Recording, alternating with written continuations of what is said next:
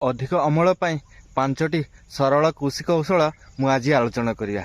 जेमिति आपण खाली अधिक सार बा अधिक औषध देले जमीर फसल भल हुए नहीं, सेतिपई आपणको विभिन्न प्रकार कौशल अवलंबन करिया पड़िबो।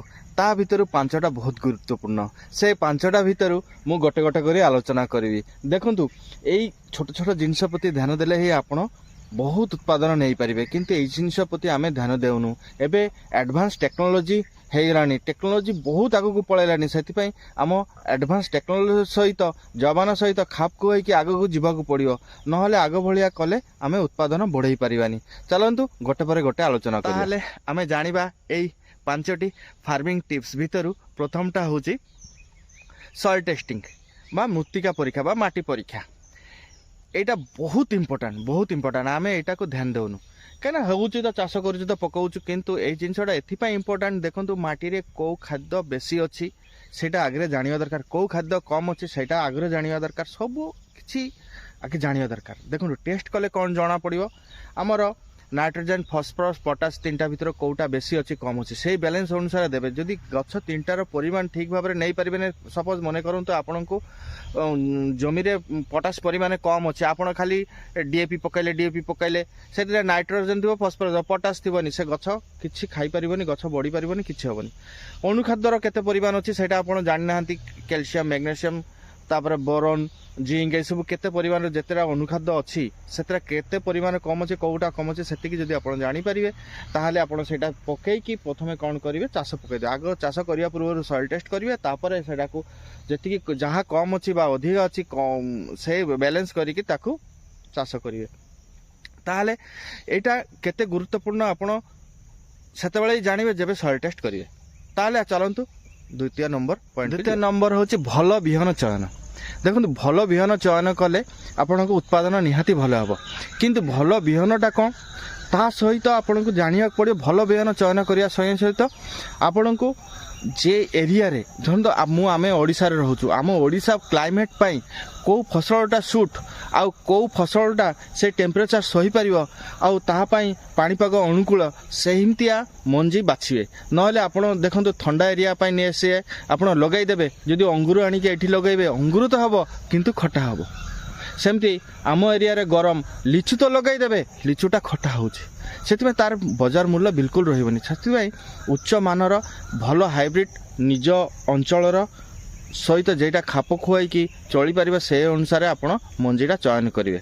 ताहले जिबा तृतीय नंबर पॉइंट, सठिक समय रे पोषक दियंतु। तृतीय नंबर होची सठिक समय रे पोषक देबा।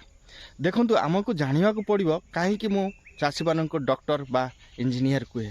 देखंतु एइटा आपनको एइथिपई कहे आपनको जानिया दरकार जे गछटा को समय रे को खाद्यटा दरकार। देखंतु आम मनुष्यर छुआ पाई गोटे वर्ष जेतेबेले गोटे वर्ष रु कम थो ता पाई अलगा खाद्य थाए, गोटे वर्ष रु अधिका थाए ता सेरेलैक्स गुड़ा ताठू अलगा खाद्य थाए, 2 रु 3 वर्ष पाई अलगा खाद्य थाए। सेमिति गछर भी सेमिति गोटे मास पाई अलगा परिमाण केतिकी थिबा दरकार, को खाद्यटा को समय दरकार, नाइट्रोजन केतेबेले दरकार, फॉस्फरस केतेबेले दरकार आउ पोटास केतेबेले दरकार। एई 3टा जिनस प्रथमे जानिया परे तार माइक्रोन्यूट्रिएंट केतेबेले दरकार, को अनुखाद्य केतेबेले दरकार सेटा आपण ध्यान देबे। सेटा टिके पाठ पढले हबो, नाहिले मु आपण माने जदि कमेंट करिवे मु निहाती तापर वीडियोटा बनेबी, ताहले जायकि गोटे सफल चाषी हेई परिवे। सेतिपई मु समस्त कहूची चाषी भाई मानन को कहूची जे आपण निजे गोटे डॉक्टर हुंतु, चाषी डॉक्टर हुंतु, चाषी इंजीनियर हुंतु, ताहले सफल चाषी हेई। चतुर्थ नंबर पॉइंट होची पानीर परिचालना। देखंतु आपण पैसा जदि कमाइबार अछि ताले पानी निहाती दरकार। पानी नथिले किछि हबनी।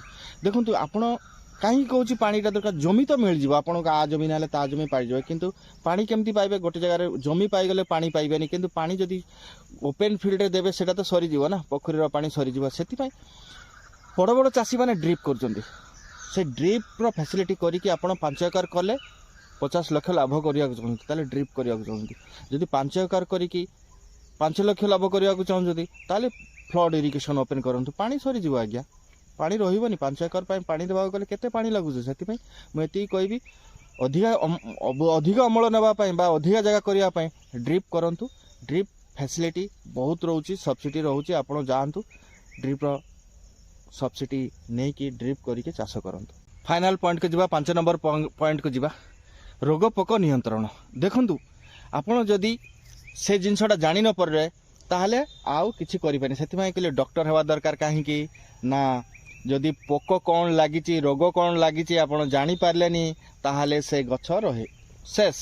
ସେଥିପାଇଁ ଦେଖନ୍ତୁ, ଆମେ ଜାଣିଛୁ ପାଣି, ନାକରୁ ପାଣି ବହୁଛି ମାନେ ଥଣ୍ଡା ଲାଗିଛି, ଗଛରୁ ପତ୍ର ଉପରକୁ ଯାଉଛି ମାନେ ତାର ଗଛରେ ପୋକ ଲାଗିଛି, ତାହେଲେ ଗଛ ଝିମିରେଇଛି ମାନେ ତାର ବେମାର ହେଇଛି। ପାଣିର ଅଭାବ ହେଲେ ପତ୍ର କେମିତି ହୁଏ, ଖାଦ୍ୟର ଅଭାବ ହେଲେ ଗଛର ପତ୍ର ହଳଦିଆ ହଳଦିଆ କେମିତି ହେଇଯାଏ, ସେହିସବୁ ଜିନିଷ ପ୍ରତି ଆପଣଙ୍କୁ ଧ୍ୟାନ ଦେବାକୁ ପଡ଼ିବ ଆଉ ଜାଣିବାକୁ ପଡ଼ିବ।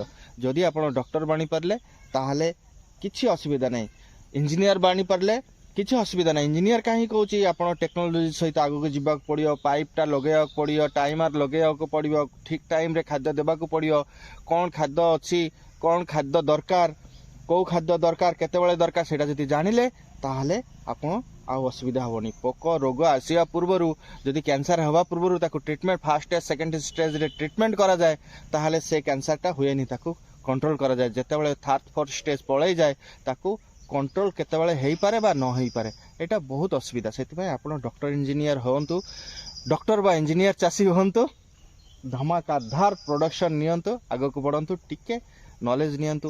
ହୁଏତ ମୋ କଥା କାହାକୁ ଭଲ ଲାଗିପାରେ ନ ଲାଗିପାରେ, ସେଇଟା ବଡ଼ କଥା ନୁହଁ, କିନ୍ତୁ ଆପଣମାନେ ପ୍ରଚେଷ୍ଟାଟା ବହୁତ ଇମ୍ପୋର୍ଟାଣ୍ଟ। ନିଜେ ଚେଷ୍ଟା ନ କରିବା ପର୍ଯ୍ୟନ୍ତ କିଏ ଆପଣଙ୍କୁ ଦୁନିଆରେ କିଏ ଚେଷ୍ଟା କରିକି ଦେଇପାରିବେନି।